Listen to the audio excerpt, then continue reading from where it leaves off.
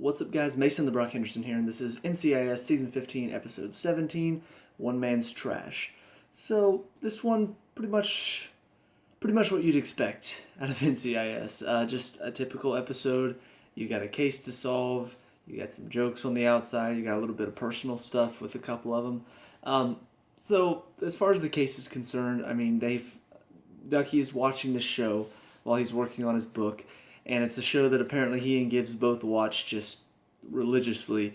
And he sees something on there that reminds him of an old murder weapon, and so he asks Gibbs, "Are you watching?" And Gibbs is like, "I can't believe we found it after all these years."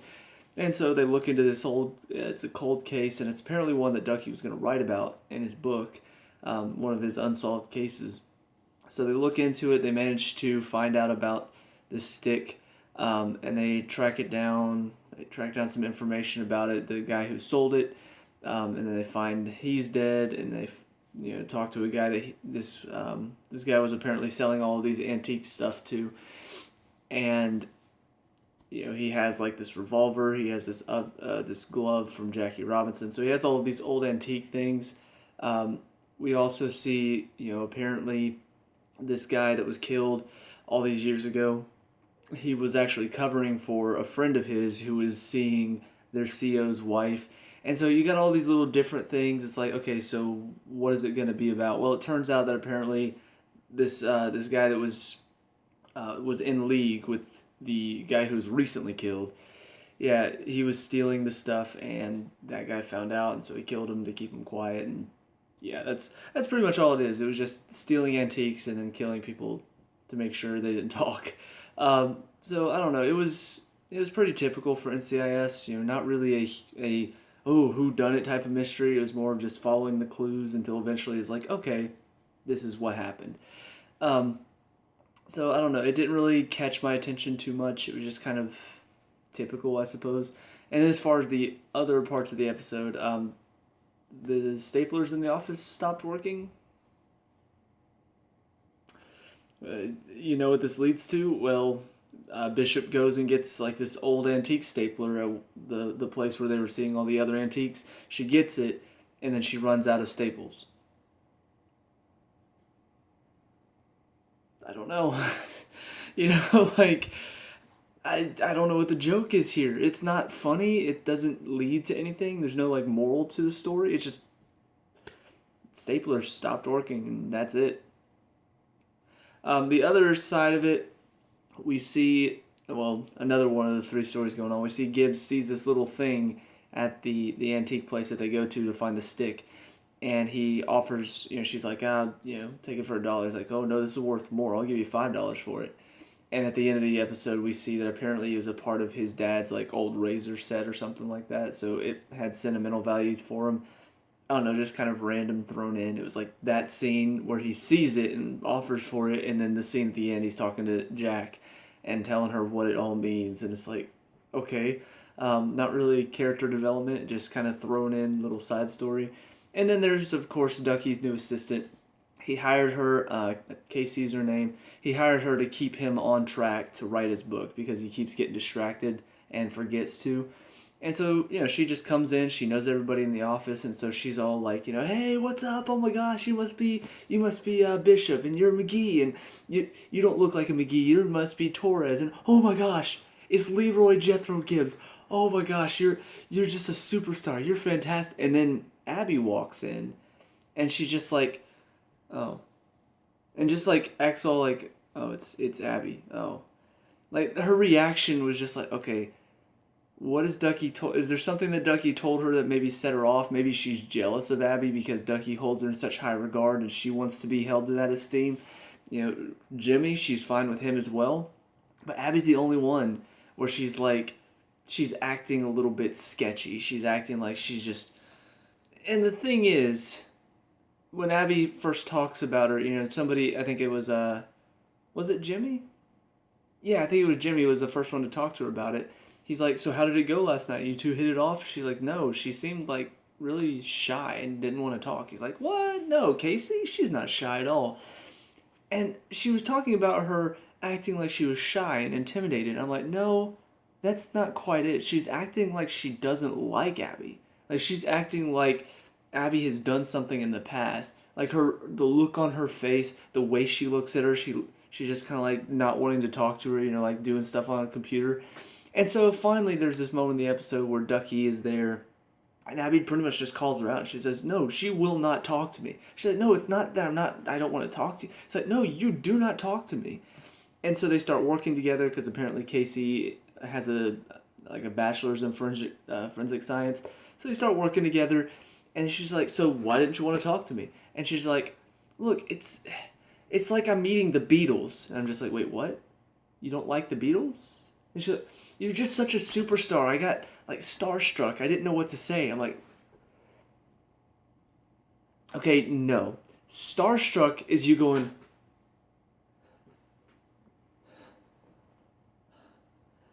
That wasn't her reaction. Her reaction was Abby walks in the room. Oh. No. I can tell you personally, having been on sets, as an extra and seeing some movie stars, that's not my reaction whenever I see a movie star that I'm like starstruck by. I don't go, that's not the reaction of starstruck, which means, director, get your shit together. Because clearly that entire scene was completely played out wrong. They did a horrible job of making her reaction fit to what was going to later on be the story. They made it seem like, oh, there's a problem there. She has some issue with Abby. That's what they made it seem like, and Abby even thought that. And then when she says she's starstruck, I'm like, okay, I'm sorry. Do you act like you hate your stars? If you ever saw one of your stars in public, would you just like ignore them, and then if they try to talk to you, be like, oh yeah, no, it's fine. I got this. Would you act like you hated them? No. Which means they either, one, didn't do the directing right, or two, did this purposefully to make us think something was wrong, when in reality it's all this big psych out. Like, oh, you thought that there was a problem there, that they were going to fight or something, but no, she was just starstruck by her. Ooh, plot twist, we got you. Yeah, congratulations. You fooled us all into making us think that she hated Abby when, in reality, that's exactly what she was portraying. It's just, that part of it just pissed me off. The rest of the episode was just an average NCIS episode, but that story right there just made me so frustrated. I'm like, seriously? You can't have her react like she should if she was starstruck by Abby? So anyway, that's all for this episode. I know it's pretty vague on some points, but honestly, like that's just how it is for most of these NCIS episodes. Like I watch it, and then it doesn't really leave much of an impact as far as the case is concerned, except for, of course, the one that's been stretching out through this season, where they got the guy, they helped the guy get his innocent verdict, and then found out he was actually guilty. That's the one that's been sticking with me, and unfortunately, we haven't seen anything else from it. So I'm just waiting to see what's gonna happen with it next, but. Anyway, that's it for this one. So now on to the next one. See you guys there. Now episode 18, Death from Above. So this one, we have a little bit more intensity going on. It's interesting because the last episode it wasn't really great, didn't stick out. This one definitely stood out a bit more. So we have this guy, shows up dead on top of the roof, and everybody's like, what happened? He got himself blown up. So it's kind of a question of, well, what was going on up there? He had a pipe bomb. What happened? Well, all of a sudden, as they're evacuating everyone, the power shuts off. And so now they're stuck in there, and they realize it's not, something else is going on here. And I kind of figured this from the beginning, but there are these two guys who were with the guy who died up on the roof. And on top of that, there's somebody on the inside. And you could tell by the way they sort of planned everything out according to the lockdown procedure. They knew where to be.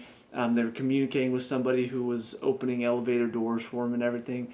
I kind of figured somebody had to be on the inside. And it turns out to be this girl named Leslie who's in MTAC with McGee and Vance and Jack. So she was in there, she was doing everything secretly. McGee figures out that she's the one that's been doing it, and then Jack takes her down. And she ends up being the one who... There's a drug dealer that these guys were trying to get out of prison because he was about to go to trial for drug trafficking. and they had all this information on him, and so these guys went in to destroy the evidence, and they managed to succeed. But then this girl, Leslie, she ends up giving all this information that helps them put him away. So that was her whole point to it. And I do like the fact that it's kind of like, it wasn't just, oh, there's somebody on the inside. They do manage to kind of give her a bit of a reason. She just wasn't happy with her job, wasn't getting paid enough, and so when somebody offered her money to do this, she's like, sure, why not? She wasn't really happy here. So, I don't know, I like the fact that there was more to her story than just, oh, there was somebody on the inside, she managed to infiltrate. No, they just picked somebody who was already working for them. So all of that's going on in MTAC. We also see Bishop and Jimmy are locked in Abby's office for no other reason other than Bishop fries all of Abby's equipment trying to hack her way out, and then they blow up a wall to get out, and then they blame it all on the bad guys for nothing but a joke.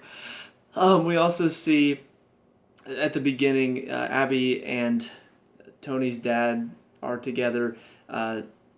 DiNozzo Sr., he pretty much says, oh, I'm Donald Mallard, and has the guy take him to, I guess, find the evidence. And that's whenever he runs in, or the other guy runs into Nick, who's trying to get a hold of his gun, but then, gets captured.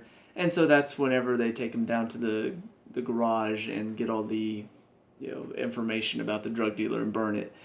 Meanwhile, the other guy is being tortured by Gibbs pretty much. It was, honestly, Gibbs in this episode was just great. Because first we see him, he and Torres are trying to figure out what to do. So Torres goes in pretending to be the janitor, trying to get his weapon, and then gets caught. Well, then Gibbs is left upstairs with the other guy, while the main one takes Torres and DiNozzo Sr. down to the garage.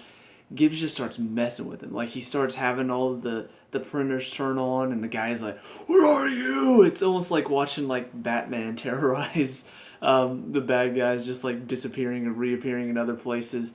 And he just starts, shooting out the equipment, and eventually Gibbs just comes in and knocks him out and takes his gun. So, we see that's what happens with Gibbs there. Meanwhile, Torres and DiNozzo Sr. get handcuffed down there as everything's burning. So now they're, in the garage, in the warehouse with this fire. And I kind of wondered if maybe DiNozzo Sr. would, there'd be some sort of repercussions, but not really. He just starts coughing a lot. And then at the end of the episode, he's fine. We do hear apparently he was dating this one woman and then found out that she started seeing somebody much younger than her. And so they split up. Don't really know what was going on there, why that was important, but, it's just another story for him. But then Gibbs tries to get his weapon, but the main guy comes back upstairs, finds him, and then takes him hostage before Gibbs can get everybody, all of the tactical team outside and inside. And so it takes him up to the roof. We see McGee and everybody in the MTAC manage to restart the system, which gets the power back on. So then they get back outside. Gibbs hears that they're in the main office, and he's up on the roof with the guy. And so, fights the guy for a second, manages to knock the guy's weapon away, but then the guy throws him back, goes to grab the weapon. Then Gibbs throws a hammer at him, and he dodges it, and it hits the window. And just, once again, Gibbs was fantastic in this episode. Just the way he puts it, he's like, it's over, Gibbs. Oh, how did he put it? Oh my gosh, it was the perfect line. He's like, there's no need for that, or there's no need. I don't even remember how he said it, but it was just so perfect for Gibbs. And the guy turns, and as he goes to shoot him, Vance is standing underneath where the window is just broken, shoots him, and then kills him. I don't know. It was perfect for Gibbs in this episode. So, and then it ends with him, going up on the roof. Earlier in the episode, everybody on the team had found this little secret space where somebody has been going to enjoy the view and just enjoy break time. And it's just like, Bishop, was this you? She's like, no, this isn't me, right, McGee? You didn't know about this. No, I didn't know about this. Did you, Torres? No, not me. And then at the end of the episode, we see Gibbs up there, just sitting, reading a book, and I'm just like, of course it was Gibbs. Which makes me wonder if, he's just waiting for his moment to pop in as somebody's talking bad about him. Which actually isn't a joke that we've seen in a while, but anyway. So yeah, that was pretty much this entire episode. nothing really shocking happens, nothing big happens, but it was pretty intense. It was a good episode where NCIS is getting attacked personally, and somebody working for them starts working for the bad guys and betrays them, and they have to stop her as well. And I don't know. I thought it was a good little episode to put in there. Nothing really special. Nothing that's like oh, I can't believe that happened. But it was nice little episode to bide time until we get back to the main overarching story for this season. So yeah, that's about it for this one. So on to the last of these three before I'm caught up. See you there in a sec. And last up, episode 19, the Numerical Limit. So this one, another typical NCIS episode. Good emotional ending. Daughter getting to reunite with her father. I don't know, for some reason that story just always just makes me feel good inside. It's just like just like watching The Patriot. When she finally goes to her dad. It's just always an emotional moment. But yeah, so they find these two guys turn up dead. They find pictures of these children refugees, and one in particular is being targeted by this gang. Trying to figure out what's going on. I almost immediately realized probably the daughter of someone, and the father's trying to find her. Sure enough, it's exactly what's happening.